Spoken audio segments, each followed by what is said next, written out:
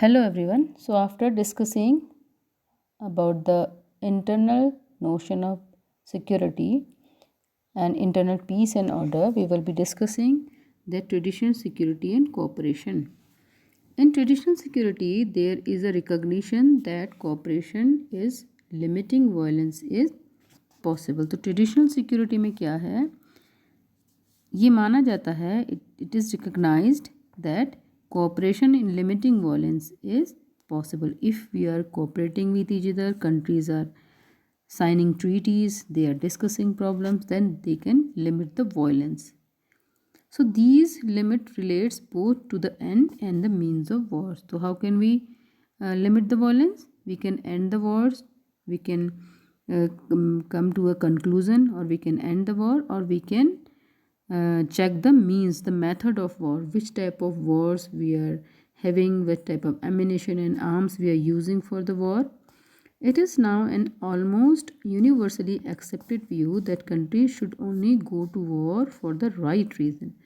So now this is universally accepted. Every country has accepted that if we are having a war, or if we are going for a war, then there should be a right reason. What can be the reason? Primarily, we have to check the self-defense or protect other people from genocide. तो हमको क्या करना है कि सबसे पहले हमको self defence देखना है और पीपल को जेनोसाइड से बचाना है, बहुत सारे लोगों को नहीं मार देना है.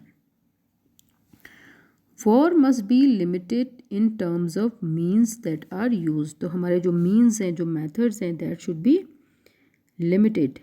उनको भी, मेथड्स को भी लिमिट करना है. कौन कौन से हम चीज़ें यूज़ कर रहे हैं. हम न्यूक्लियर वॉर तो नहीं करना चाह रहे हैं, हमको उसको लिमिट करना पड़ेगा. हम कौन से आर्म्स एंड एमिनेशन इस्तेमाल कर रहे हैं, ये सब चीज़ें हमें लिमिट करनी पड़ेंगी. तो हमें कोऑपरेशन करना चाहिए आपस में, और युद्ध भी तभी करना चाहिए जबकि हमारे पास कोई राइट रीज़न हो लड़ाई करने का.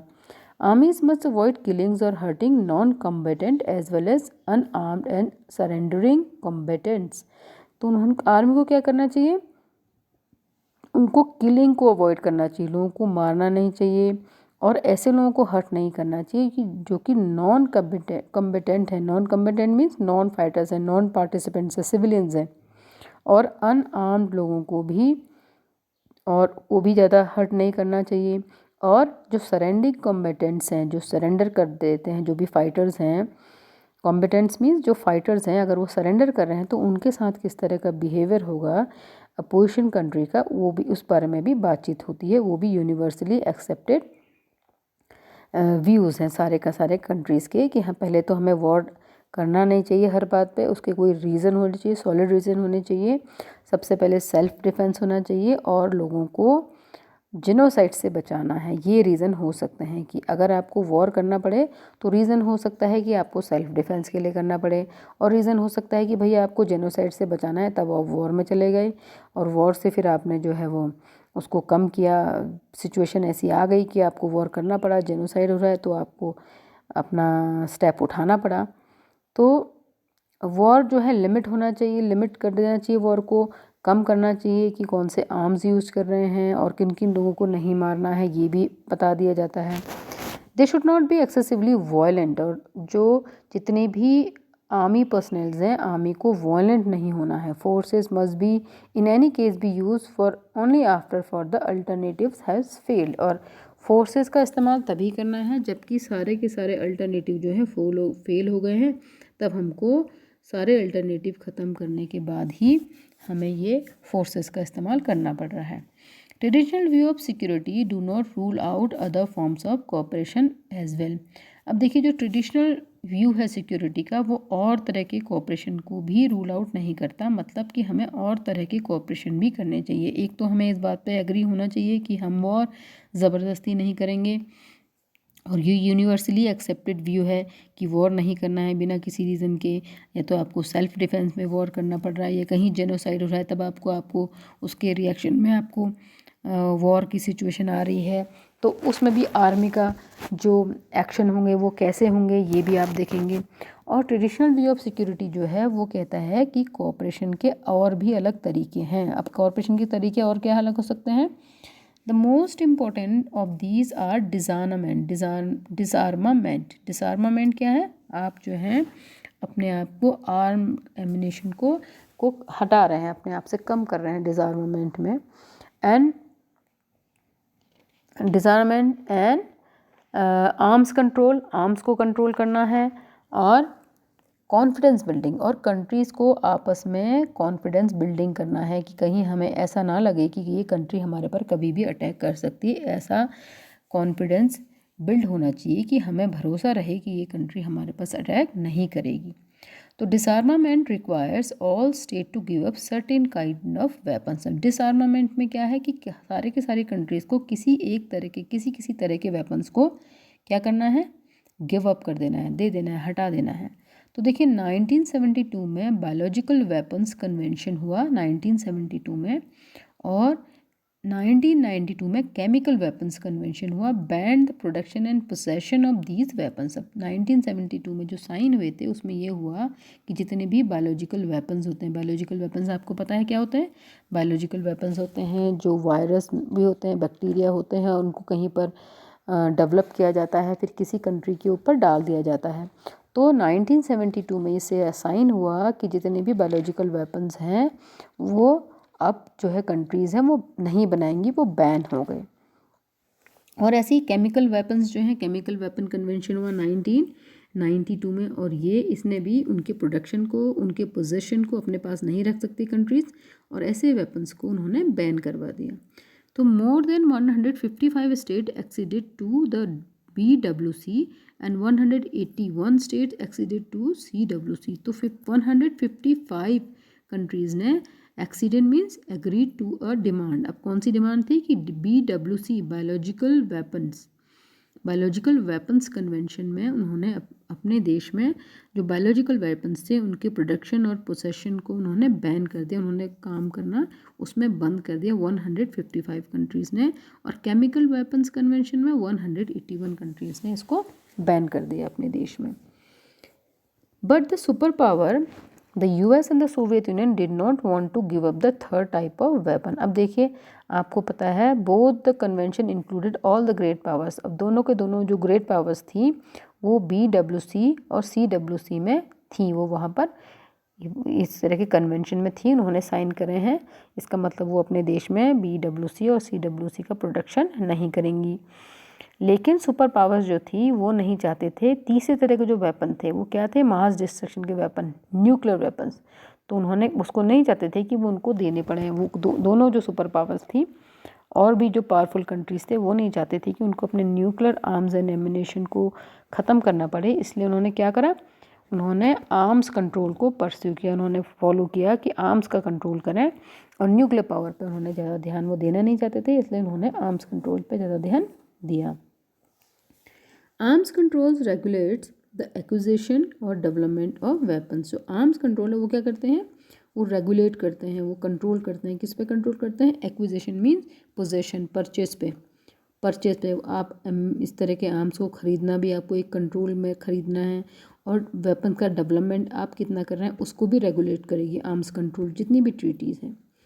The anti ballistic missile treaty in 1972 tried to stop the United States and Soviet Union from using ballistic missiles as a defensive shield to launch a nuclear attack। अब देखिए आपको पता है बैलिस्टिक मिसाइल क्या होती है? बैलिस्टिक मिसाइल्स ऐसी चीज़ें होती हैं, ऐसी एक बैलिस्टिक ट्रैजेक्टरी होती है। आपने साइंस में पढ़ा है ट्रैजेक्टरी होती है ना, आपने किसी चीज़ को फोर्स से फेंका तो एक ट्रैजेक्टरी, एक सर्कल के जैसे वो जाके किसी पॉइंट पे गिर जाएगी, उसको बोलते हैं बैलिस्टिक ट्रैजेक्टरी।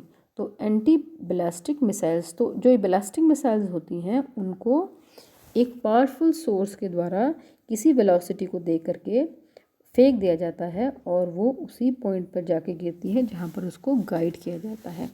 और एक बार जब आपने किसी बहुत ही पावरफुल सोर्स से भिजवा दिया किसी ट्रैजेक्टरी पर, उसके बाद जो है वो उस पर ग्रेविटी काम करती है और उस पर जो एटमॉस्फेरिक प्रेशर है वो काम करेगा, अदरवाइज़ कुछ भी काम नहीं होता, और वो वहाँ पहुँच जाती है।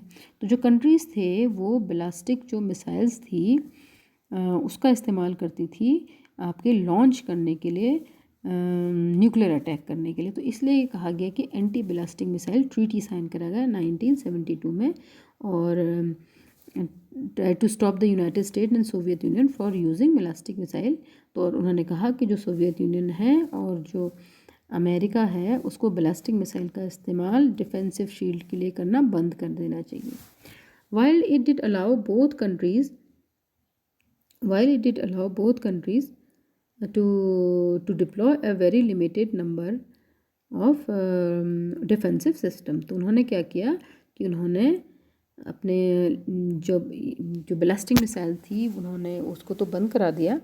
एंटी बैलिस्टिक मिसाइल ट्रीटी में उन्होंने यूनाइटेड स्टेट और यूएसएसआर को इसको करने के लिए बंद कर दिया, स्टॉप करवा दिया, लेकिन उनको क्या अलाउ कर दिया कि limited number of defensive system वो अपने पास रख सकते हैं। It stop them from large scale production of दो सिस्टम्स, और कहा कि आप लिमिटेड रख सकते हैं लेकिन लार्ज स्केल में आप जो सिस्टम है उसको नहीं रख सकते।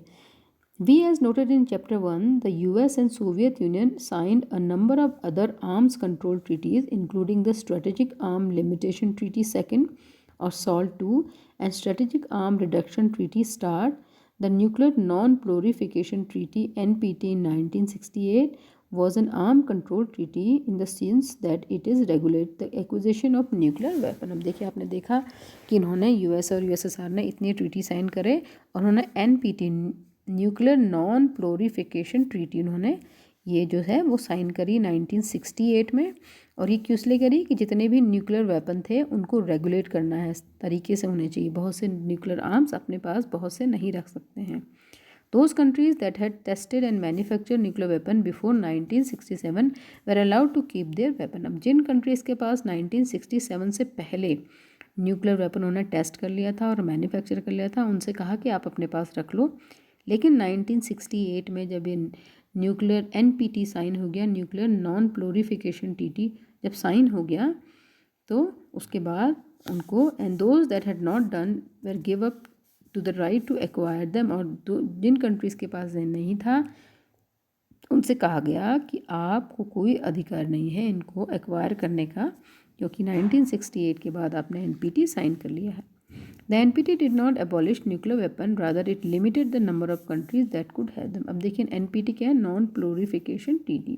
तो प्लोरिफिकेशन क्या है कि it in the effort to eliminate the spread of nuclear weapon technology, that is non प्लोरिफिकेशन।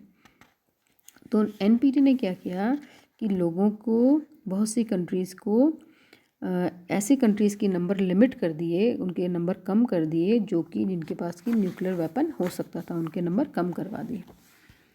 Traditional security also accept confidence building as a means of avoiding violence. और देखिए, ट्रेडिशनल सिक्योरिटी जो है वो ये एक्सेप्ट करती है कि अगर कंट्रीज़ के बीच में कॉन्फिडेंस बिल्डिंग हो, अगर कंट्रीज़ आपस में बातचीत करें तो भी वायलेंस कम हो सकता है। Confidence building is a process in which countries share ideas and information with their rivals. अब कॉन्फिडेंस बिल्डिंग क्या है कि जो कंट्रीज़ हैं वो अपने आपस में जो कंट्रीज़ जो झगड़ा करें, जो नेबरिंग कंट्रीज़ हैं या ऐसी कंट्रीज जिनके बीच में वॉर्स की सिचुएशन है, वो क्या कर सकती हैं, वो अपने बातचीत रखें आपस में और अपने आइडियाज़ और इन्फॉर्मेशन को दूसरी कंट्रीज़ के साथ शेयर करें। They tell each other about their military intentions and up to a point their military plans। वो कंट्रीज़ एक दूसरे को बताती हैं कि हमारे मिलिट्री इंटेंशंस क्या हैं, हम क्यों इतने आर्म्स एंड एम्यूनेशन रख रहे हैं, हमारे आर्मी में इतना खर्चा क्यों हो रहा है और हमारे आगे के मिलिट्री प्लान्स क्या हैं, ये भी वो आपस में डिस्कशन करती हैं। अब इन बातचीत से क्या होगा? इन सब बातचीत करने से एक फ़ायदा ये होगा कि उनकी कॉन्फिडेंस बिल्डिंग होगी। वो कॉन्फिडेंट हो जाएंगे कि ये कंट्रीज़ जो हैं वो कभी हमारे ऊपर सरप्राइज़ अटैक नहीं करेंगी, क्योंकि बातचीत हो रही है। तो हमेशा किसी भी सिचुएशन में वायलेंस से पहले बातचीत का रास्ता शुरू होगा। This is a way of demonstrating that they are not planning a surprise attack. हो तो ये बताने के लिए होता है, कॉन्फिडेंस निगोशिएशन जो बातचीत चलती है वो ये बताने के लिए होता है कि वो कोई भी सरप्राइज अटैक प्लान नहीं कर रहे हैं। They also tell each other about the kind of forces they possess. वो एक दूसरे को ये भी बताते हैं उनके पास किस तरह की फोर्सेस हैं, कितनी आर्मी है, कितनी नेवी है, कितनी एयरफोर्स है और किस तरह से उनके पास फंड्स जा रहे हैं, वो ये भी बातें एक दूसरे को शेयर करते हैं। And they may share information on where those forces are deployed, और ये भी बता देते हैं कि ये फोर्सेस को कहाँ डिप्लॉय किया गया है, कहाँ कहाँ उनकी ड्यूटीज़ लगा रखी है।